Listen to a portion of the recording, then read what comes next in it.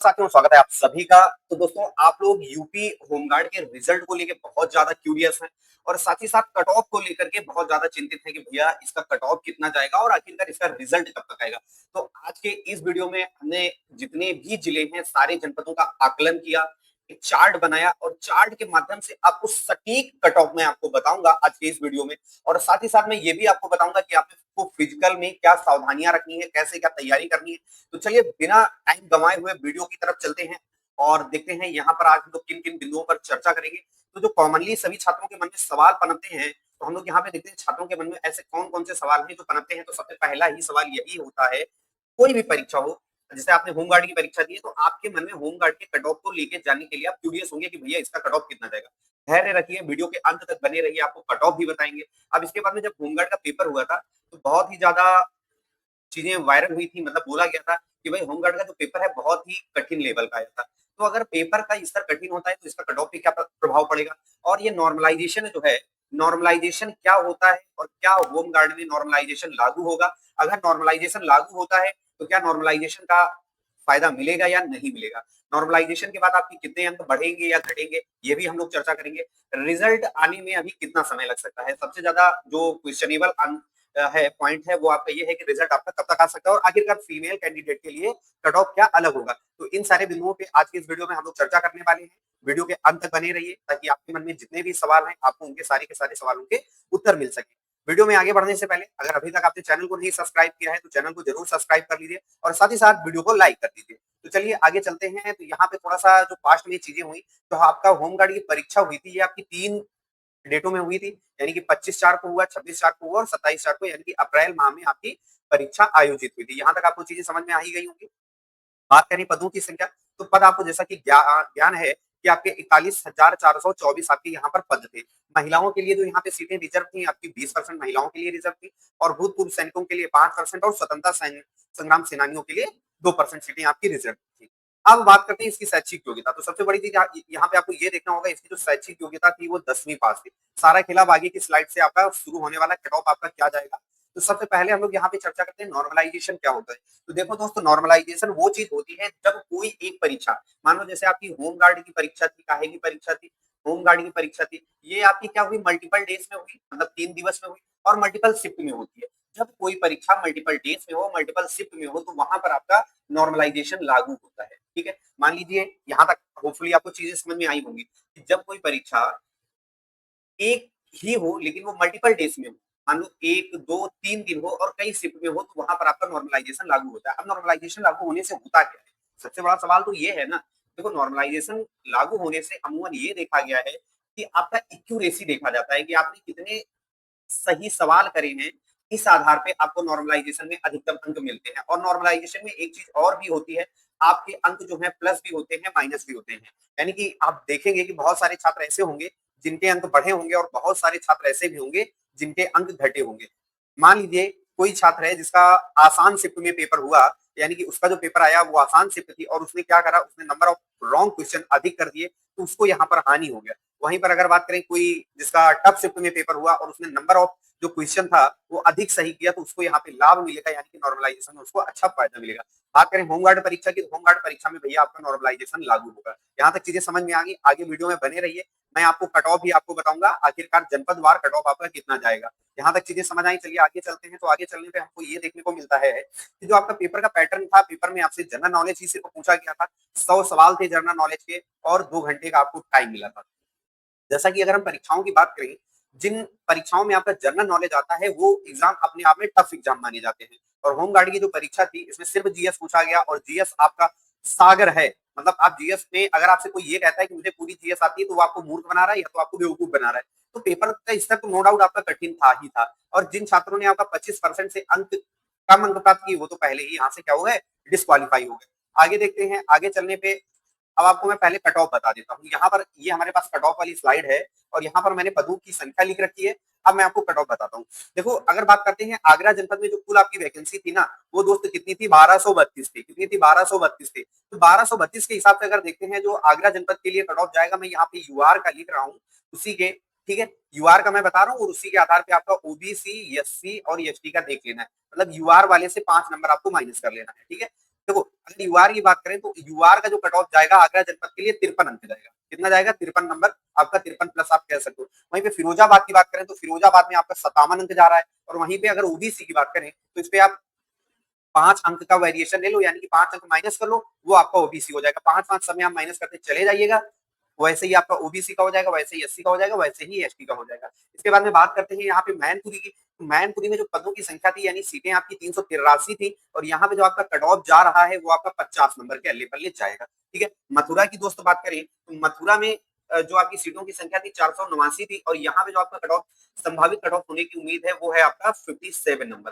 ठीक है दोस्त। आगे बात करते हैं अलीगढ़। अलीगढ़ में आपका 853 सीटें थी, और 853 सीटों के हिसाब से अलीगढ़ का जो कट ऑफ होगा वो 55 अंक यहाँ पे आपको देखने को मिल रहा है। मतलब कहने का मतलब ये है, जहां पे नंबर ऑफ सीट्स ज्यादा है वहां पर आपको कट ऑफ कम देखने को मिलेगा, और जहां पे नंबर ऑफ सीट्स कम है वहां पे आपको कट ऑफ ज्यादा देखने को मिलेगा। ठीक उसी प्रकार से एटा की बात करते हैं दोस्त, तो एटा में आपको 58 अंक के अल्ले पल्ले आपको कट ऑफ देखने को मिलेगा। हाथरस की बात करें तो हाथरस में आपका जो सीटें थी, ये हाथरस में आपकी 495 सीटें थी, और हाथरस में आपको तकरीबन 56 अंकों के अल्ले पल्ले कट ऑफ देखने को मिलेगा।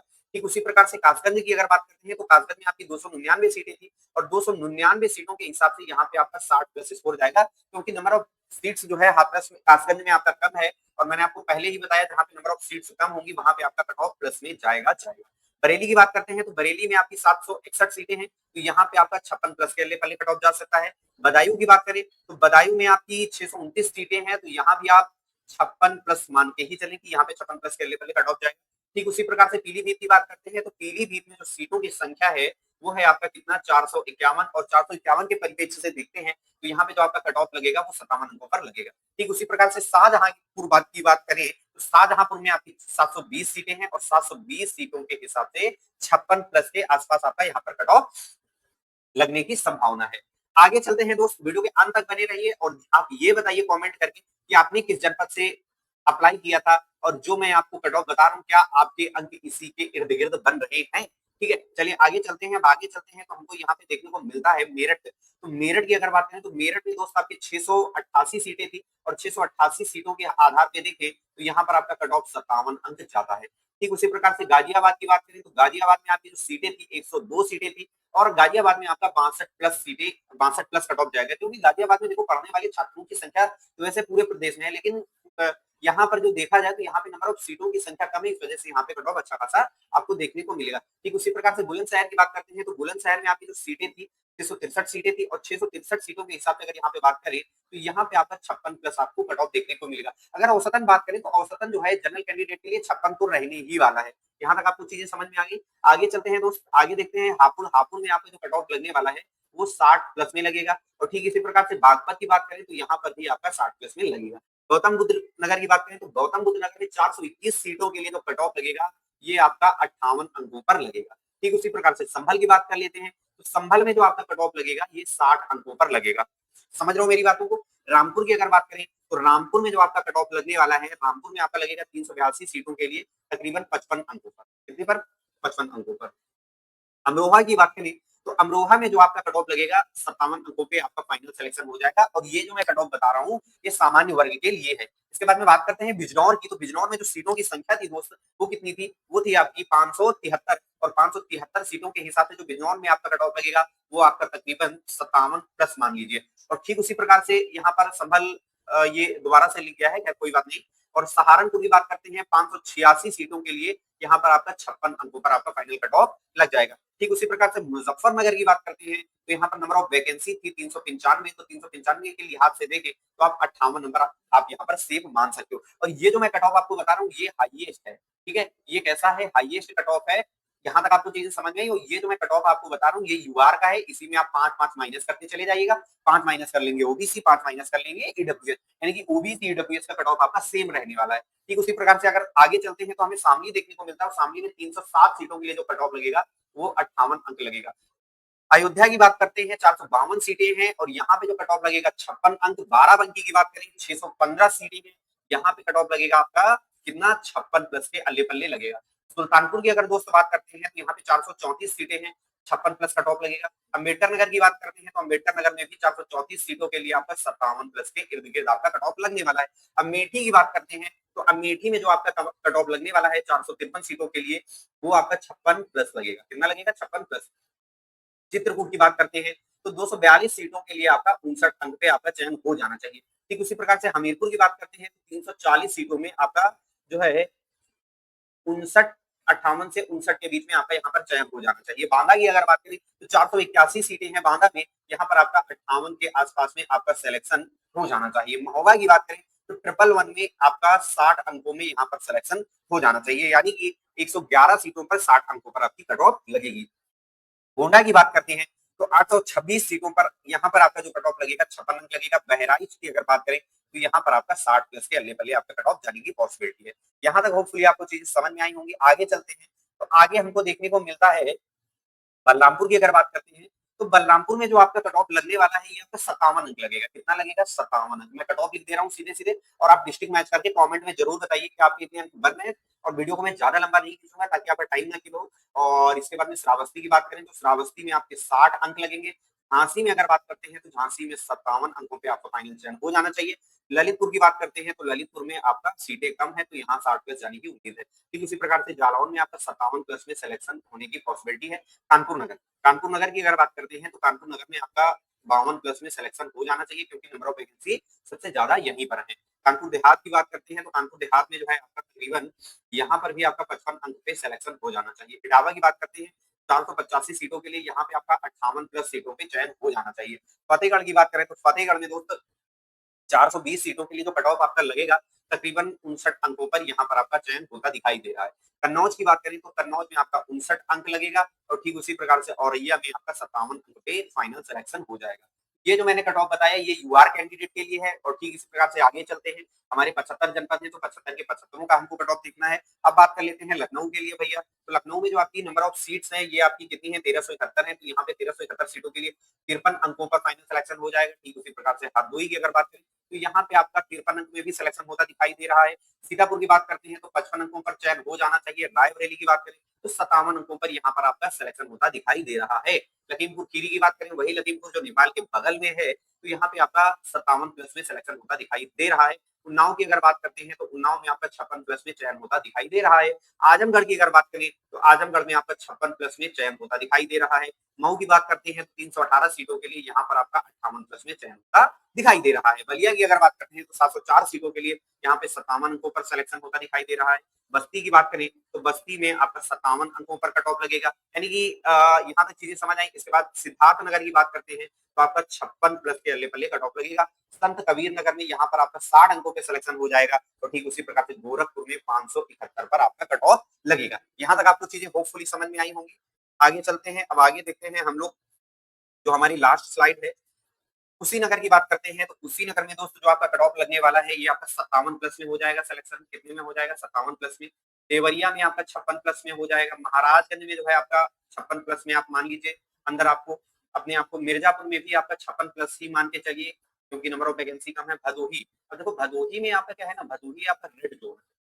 क्या है? रेड जोन है। भदोही में नंबर ऑफ वैकेंसी सबसे ज्यादा कम है। तो यहाँ पर आप ये मान के चलिए जो भदोही के छात्र हैं तकरीबन 65 अंक मान के चलिए, 65 अंक वाले यहाँ पर सेफ होंगे, क्योंकि यहाँ पे नंबर ऑफ वैकेंसी कम है और फॉर्म अच्छे खासे भरे गए हैं, है ना। और सोनभद्र से बात करते हैं तो सोनभद्र का जो कट ऑफ लगेगा ये भी आपका 60 प्लस में लगेगा, क्योंकि फॉर्म यहाँ से भी अच्छे खासे भरे गए हैं। प्रयागराज की बात करते हैं तो प्रयागराज में आपका 53 प्लस में सिलेक्शन होता दिखाई दे रहा है। फतेहपुर की अगर बात करते हैं तो फतेहपुर में आपका 56 प्लस में सिलेक्शन होता दिखाई दे रहा है। प्रतापगढ़ की बात करते हैं तो यहाँ पे 726 सीटों के लिए जो है आपका 55 प्लस पे आपका चयन होता दिखाई दे रहा है। कौशाम्बी की बात करें तो कौशाम्बी में आपका 60 प्लस में सिलेक्शन होता दिखाई दे रहा है। वाराणसी की बात करते हैं, वाराणसी में आपका 55 प्लस में होता सिलेक्शन दिखाई दे रहा है। गाजीपुर की अगर बात करते हैं तो यहाँ पे 56 प्लस में आपका चयन हो जाना चाहिए। जौनपुर की बात करते हैं तो यहाँ पे 55 प्लस कितना? 55 प्लस में आपका चयन हो जाएगा। और चंदौली की बात करें तो यहाँ पर आपका 60 के आसपास में आपका सिलेक्शन यहाँ पर होता दिखाई दे रहा है।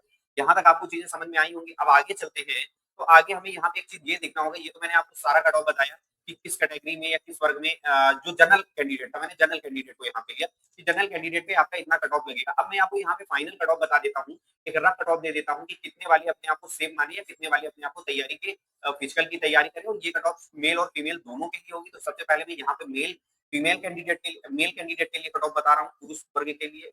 ठीक है, पुरुष वर्ग में आपका आ जाता है सबसे पहले यूआर कैंडिडेट आ जाएंगे, इसके बाद में आ जाएगा आपका ओबीसी, फिर आ जाते हैं आपके ईडब्ल्यूएस वाले भैया, और फिर आ जाते हैं एससी, और फिर आ जाते हैं एसटी। ठीक है, तो अब यहाँ पे देखो मैं फाइनल कट ऑफ ले रहा हूँ।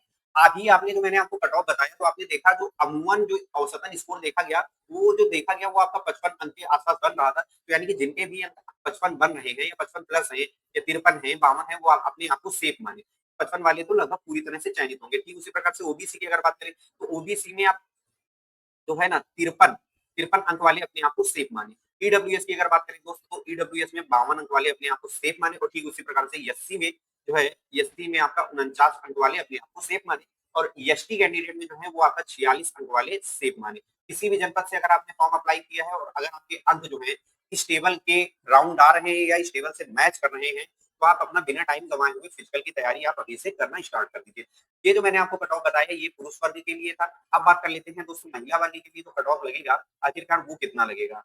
ठीक है, तो थोड़ा सा धैर्य रखिए, बस मैं इसको मेट लेता हूँ। और अगर अभी तक आपने चैनल को सब्सक्राइब नहीं किया, तो चैनल को जरूर सब्सक्राइब कर लीजिए। देखो अब इसके बाद में बात करते हैं यहाँ पे महिलाओं के बारे में। इनके बारे में कि महिलाओं का कट ऑफ कितने पर लगेगा। महिलाओं की अगर बात करें दोस्तों, तो यहाँ पर पहले की तरह जनरल, ओबीसी, एससी, ईडब्ल्यूएस और ईएसटी। ठीक है, तो जनरल कैंडिडेट की महिलाओं की अगर बात करते हैं, तो जनरल कैंडिडेट में जो महिलाएं हैं जिनके भी 50 अंक बन रहे हैं, वो अपने आप को सुरक्षित माने और फिजिकल की तैयारी करें। ठीक उसी प्रकार से ओबीसी में जिनके आपके 45 अंक बन रहे हैं, वो अपने आप को सुरक्षित माने। और ईडब्ल्यूएस की अगर बात करें यहाँ पर, तो ईडब्ल्यूएस में लगभग 47 अंक आप मान के चल सकते हो, क्योंकि ईडब्ल्यूएस और ओबीसी का जो कट ऑफ होता है लगभग सेम जाता है, थोड़ा बहुत फर्क पड़ता है। तो ओबीसी का 45 जाएगा, तो ईडब्ल्यूएस का 47 के आसपास ही जाएगा। और एससी कैंडिडेट की में अगर महिलाओं की बात करें, तो 42 अंक जिनके भी हैं, जो लोग 42 अंक ला रहे हैं, फिजिकल की तैयारी करें, ग्राउंड पे पहुंचे और रेस करने की प्रैक्टिस करें। ठीक इसी प्रकार से एसटी कैंडिडेट जो है, एसटी कैंडिडेट आपके 35 अंक पे चयनित माने जाए। तो ये था जो आपके टोटल 75 जनपद थे, 75 जनपदों के आधार पे कट ऑफ का विश्लेषण। क्या था? कट ऑफ का विश्लेषण। अब बात कर लेते हैं कि भैया इसका रिजल्ट कब आएगा। जो सबसे ज्यादा क्यूरियस पॉइंट था, ये यूथ है, जिसको लेकर के आप बहुत ज्यादा चिंतित थे और चिंतित हैं भी कि भाई रिजल्ट आखिर कब तक आएगा, क्योंकि परीक्षा दिए हुए लगभग आपको 2 महीने से ऊपर होने वाला है। तो बात करें अगर रिजल्ट की, तो जैसा आपने अभी हाल फिलहाल में देखा होगा, कुछ दिनों पहले हमारे जो मुख्यमंत्री साहब हैं, उन्होंने बोला था कि इसका रिजल्ट बहुत जल्द डिक्लेयर हो जाएगा। लेकिन अभी जो सूचना प्राप्त हो रही है, सूचना के आधार पे आपका 15 जुलाई तक, कब तक? 15 जुलाई तक जो है आपकी रिजल्ट डेट आ जाएगी। 15 जुलाई तक आपका जो रिजल्ट है, ये आपका वेबसाइट पर पब्लिश हो जाएगा, आपको दिखाई देने लगेगा। 15 जुलाई ये बहुत आगे का मैंने डेट बता दिया, लेकिन 15 जुलाई से पहले ही आपको रिजल्ट जो है आपको वेबसाइट पे देखने को मिल जाएगा। ठीक है, यहाँ तक आपको चीजें समझ में आ गई होंगी। अब बात कर लेते हैं भैया होमगार्ड की जॉब प्रोफाइल क्या होती है, होमगार्ड को सैलरी कितनी मिलती है, छुट्टियां कितनी मिलती है। तो इसको लेकर के मैंने एक अलग वीडियो बनाया हुआ है, उसका लिंक आपको नीचे डिस्क्रिप्शन में मिल जाएगा, या वीडियो के खत्म होते ही आपको मिल जाएगा। तो वो वीडियो क्लिक करके आप देख सकते हैं कि होमगार्ड का जो जीवन शैली होती है, उसकी वर्क प्रोफाइल होती है, किस प्रकार की होती है। तो वो खुली चीजें आपको समझ में आई होंगी। अगर चीजें समझ में आई है, तो वीडियो को लाइक कीजिएगा, चैनल को सब्सक्राइब कीजिएगा, और हो सके तो अपने दोस्तों के साथ शेयर कीजिएगा। साथ ही साथ आपको यह भी करना है कि आपको कमेंट बॉक्स में बताना है कि आपने किस जनपद से होमगार्ड के लिए अप्लाई किया है, और आपके अंक कितने बन रहे हैं। Thanks for watching, happy study, have a nice day, goodbye, thank you.